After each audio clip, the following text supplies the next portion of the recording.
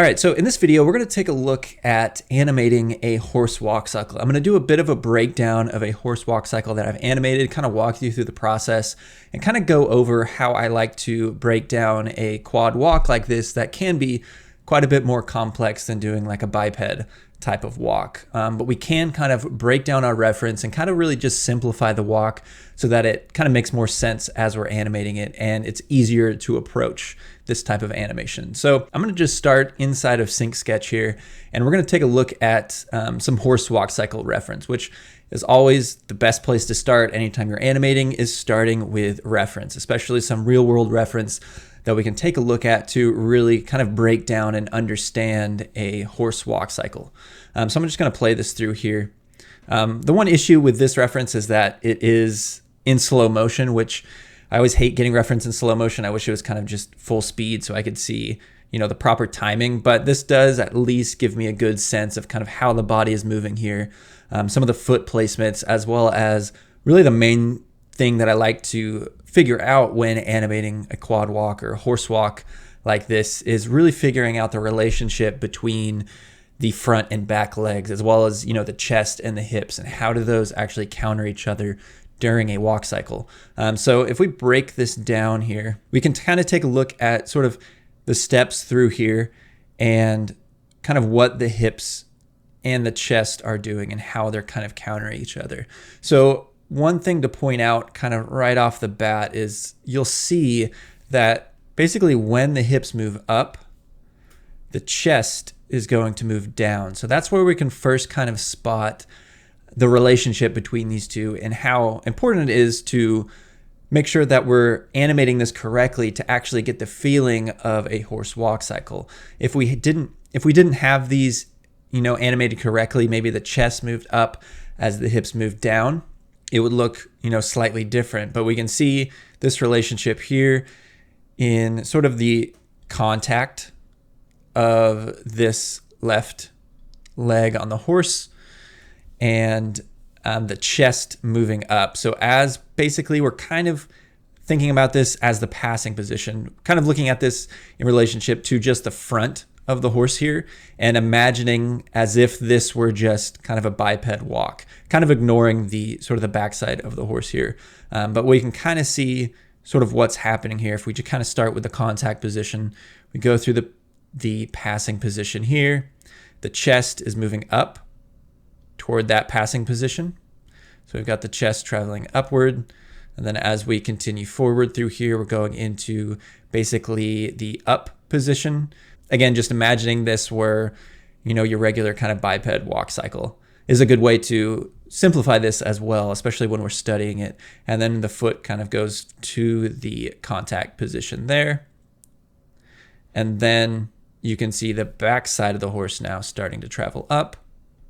And then that chest is traveling down. So we're getting this really nice kind of angle on the horse. Obviously, this is a pretty exaggerated line, but when we're animating this, this is what we will want to make sure that we're able to achieve in our animation to make sure that we are getting the feeling of a horse walk cycle across to the viewer. And now if we take a look at really just the back half of the horse, we can kind of break it down again. Thinking about this in isolation, we have our contact position. This leg is a little bent.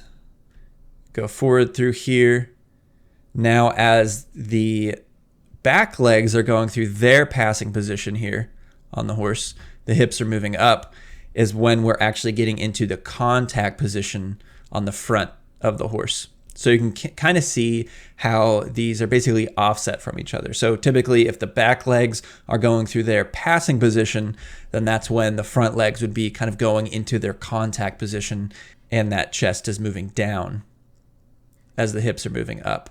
So this can be a good way to, again, kind of break down your quad walk cycle just so that it's simpler to understand. It can be really daunting and really complex as soon as you add in 2 more legs to a character. It can really increase the complexity of animating something like this. But if you are able to kind of break it down and focus on kind of one area of the horse, focus on the other, and then really examine the relationship between those two, will be a really great starting point. So I'm going to jump to the second reference here. And again, we can just see another example of a horse walking. Obviously, it's got a rider on it, so it might walk slightly different than if it didn't have a rider, but we can still see that same relationship between the back half of the horse and the front half. So again, right here on the back legs, the horse is going through its passing position on the back legs. The hips are moving up. The chest is moving down as the front legs are going into their contact position. So we can see that offset between those two. And then you can see the nice sort of overlap that we're getting on the neck and the head as well through these steps. As the chest is moving up, the neck is actually angling downward. And then as the chest goes back down, then the neck and the head start to raise up. So we're getting some nice offset between that as well. So we're getting offset between the back half, the hip and the back legs, and then we're getting, the front legs offset from that, and then the neck and the head offset from everything else. So we're getting some really nice overlap. And it also might be different, the neck and the head at least, with this horse having a rider on it. It looks like it is kind of just looking sort of downward during this whole kind of section. But through here, we can also see a good reference of the front and what the shoulders are doing through here. So again, very similar to what you would see in a biped walk if we just isolate just the front half of the horse. As the contacting foot is coming down, the chest here, which we can actually think of this sort of as the hip of a biped character, it's starting to rotate up this way as this contacting foot is now taking the weight on the front half of the horse. So we're getting some nice rotation like that. And the hip again, kind of rotating up that way. And then it's going to kind of straighten out as this leg swings through. Then the hip kind of straightens out there. And then we got to get the opposite of that, as now the chest is rotating that way. So again, if we break this down, looking at this from, just the front half of the horse, this is really no different than what you would see in just a biped walk. If we were to imagine like the front legs or the front arms of this horse are basically just the legs of a human, the walk cycle would be very similar to that. It's really the relationship and the offset between what's happening on the back half of the horse and what's happening on the front that will really give you a convincing horse or quadruped type of walk cycle. And the last thing we're going to take a look at here is this really awesome reference from the Animator Survival Kit. And it kind of just, again, breaks down that relationship really nicely between the front and the back half of the horse. So here we can see the contact position for the back half and then the passing position. And I'll kind of just jump forward through here and kind of go through. So we have the down and then we have the up. Very similar if you were to look at this as if this were just a regular biped type of walk cycle. And then you can kind of see the poses through here. And then same thing on the contact position. We have our passing, our down, our up position, and then it played through here. But then the really important thing is finding that relationship between the two and how are they offset. So again, we have the chest moving down, the hips moving up. So they're reversing that. And as the chest is moving down, it's going into its contact position, but the back half of the horse is going into its passing position. So that's the relationship we want to make sure that we find within our horse walk cycle. One thing, I'll just jump back to this reference real quick and take a look at this. With horses like this, it is really important that we're able to capture what's happening on the front legs. And with horses, the leg basically stays pretty much completely straight throughout the weight of the horse being on that leg. So we have obviously the bend in the leg going through the passing in the up position on the front of the horse. And then as soon as it contacts, we get this really nice straight. And it basically holds that straight through this entire section. So you can see we don't have any bend in the leg here. And that's really important that we make sure that we capture that in our animation, because that is a really important trait of a horse and how they actually walk. So making sure we're able to achieve a really straight leg through this entire section, pretty much right until it pushes off, we actually start to get that bend in the knee of the horse. So that means as we're animating this, we need to make sure that we're paying close attention to the actual shoulder of the horse here.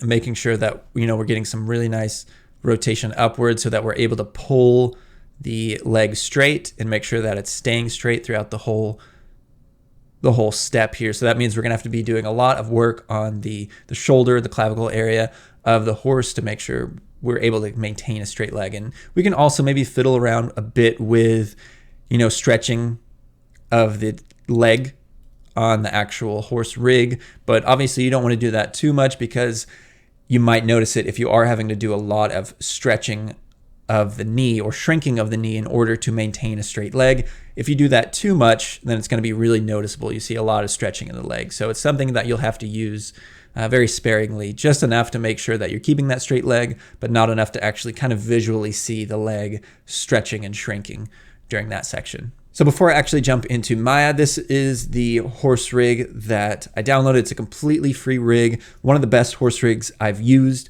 Really robust, a lot of controls, gives you a lot of flexibility. And again, it's really one of the best horse rigs I've used. So definitely download this if you want to start animating horses. So I'm just going to jump into Maya here. And obviously with the length of this video, this is not a complete step-by-step walkthrough of animating the actual horse walk cycle inside of Maya. I might eventually do that type of tutorial, but this is really just going to be kind of a breakdown of some of the main passes.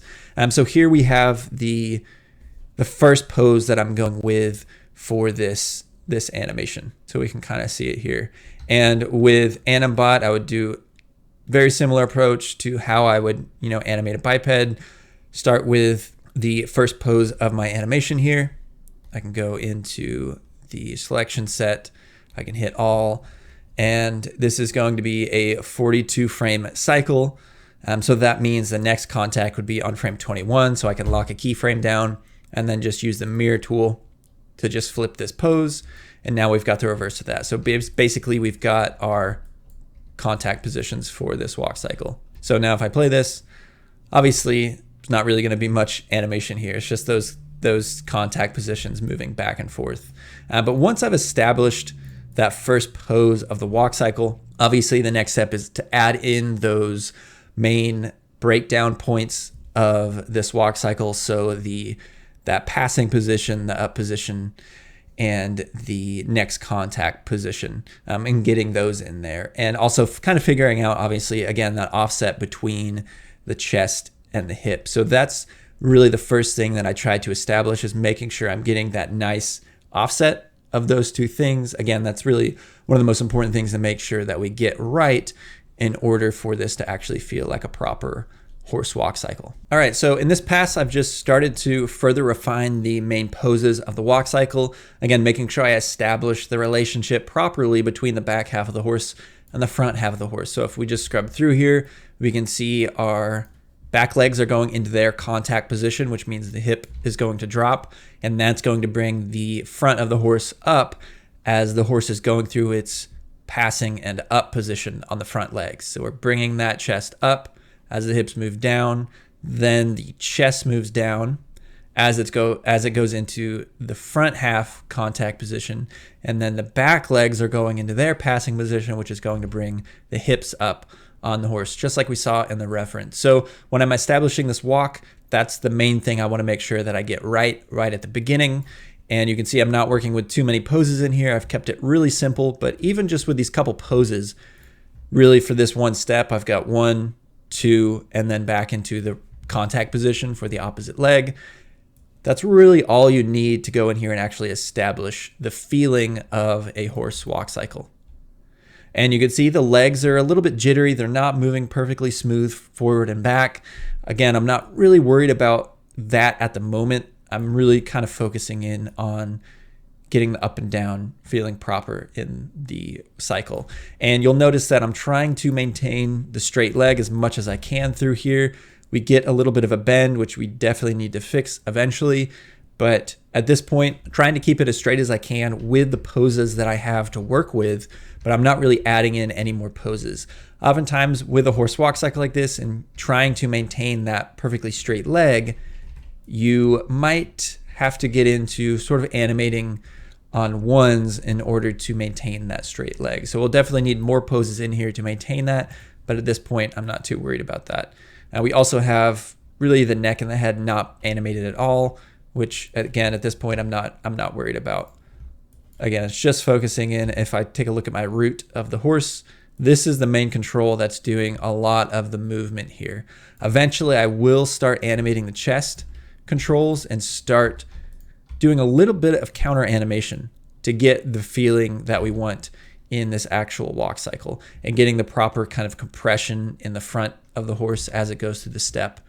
But if I take a look at the root control, we've got the up and down of the hip going, and then we're using the rotation along the x-axis to create the offset between the front half of the horse. So as we've got the translation moving down, we've got the rotation moving up like that, which is bringing the front half of the horse up and the back half down a little bit more.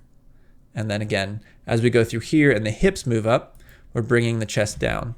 And that's what's creating really the offset between these two areas of the horse. So in this next pass, it's just adding a little bit more refinement to everything. And I think on this, it was mainly kind of starting to actually animate this hip a bit to get like a little bit more compression and stretching on this. So as the back legs go into their contact position, the hips are actually going to kind of rotate back like that. And then as they go through their passing position, we've got the hips kind of compressing in. So there's not too much refinement on this pass from the previous pass. We did animate a bit more on this shoulder area to try to maintain a more straight leg through this. But this is a really difficult part of animating a horse like this, is trying to maintain that really nice straight leg through here. So we're getting that little bit of jitter that will need to obviously kind of iron out there as we continue forward. So this pass is when we're starting to really go in there and start refining a lot of this movement and kind of ignore the neck and the head area. I did start adding a bit of animation to that, but obviously you can see it's really rough. So on this, we really animated the two chest controls in here and did a bit of counter animation. So what I did here is I have the chest rotating inward like this to get a little bit of that compression in the front half of the horse. But that meant I needed to do a little bit of counter animation on this back half to make sure that it wasn't rotating too far down. So if we look through here, we can see we've got this front control really rotating down to get a bit more compression in the chest. This mid control is rotating back just slightly, but that's creating this nice offset between that area and starting to loosen up the spine a bit more. If I take a look at some of the reference here, we can see basically what we're trying to capture here is this kind of nice bend in the chest area of the horse that we're trying to capture in the animation. So we're trying to use this control to kind of get a little bit of that bend in there. So it's still looking pretty rough, but we are starting to loosen things up. We're starting to add in more detail in here. And with a horse walk cycle like this, the first thing that I want to make sure that I'm establishing again is that proper offset between the front and the back of the horse, the offset between the up and down of the hips and the chest, and then just making sure I'm breaking up that spine movement to get kind of a nice kind of fluid motion through the body. So this pass here, you can see we're starting to add more refinement to the neck and the head area. Again, we're just continuing to kind of loosen up the spine, and we're starting to get more rotation in the hip this way on the back throughout the steps. Tail isn't animated yet. That's kind of the last thing I would worry about here. We're still getting a little bit of jitter through the leg here. Again, trying to maintain that straight leg, but it is feeling quite a bit better there. And then also with like the feet movement, you can kind of see here I'm maintaining that nice straight linear curve as the feet are contacted on the ground and moving backwards. So the feet are starting to feel a little bit better there. But really we're just going through here and trying to get that nice breakup between basically the chest and the hips there, getting more compression on the hips as well. And I'll just jump to the final pass here of the walk cycle. So you can see on this, we're able to maintain that straight leg, which really comes down to a lot of finessing the shoulder control as well as the leg stretch, making sure we're not using that too much, but if we need to, we can get rid of some of the popping and just trying to maintain that perfectly straight leg through this entire step there. We've got the tail animated a bit nothing too complex, as well as the neck and the head. So this is the approach that I take when I'm animating a quadruped walk cycle or a horse walk cycle like this. Really, the first thing that you want to start with is going to be the reference to really understand the creature and how it animates. Approaching a quad walk can be pretty daunting because it is pretty complex when you add those other set of legs in there. But if you do kind of break it down into really the front half of the character and the back half, and just making sure you understand the relationship between them two and what is kind of offset from one another. And once you get that in really early as like really the main poses that you want in your cycle, the walk cycle really comes together pretty early on as you establish those kind of main points of the quadruped walk cycle. So in its simplest form, we could just break the front half and the back half into two different biped characters. One is going to do the opposite of the other. So if one is in the contact position on the front, that means the back is going to be in its passing position.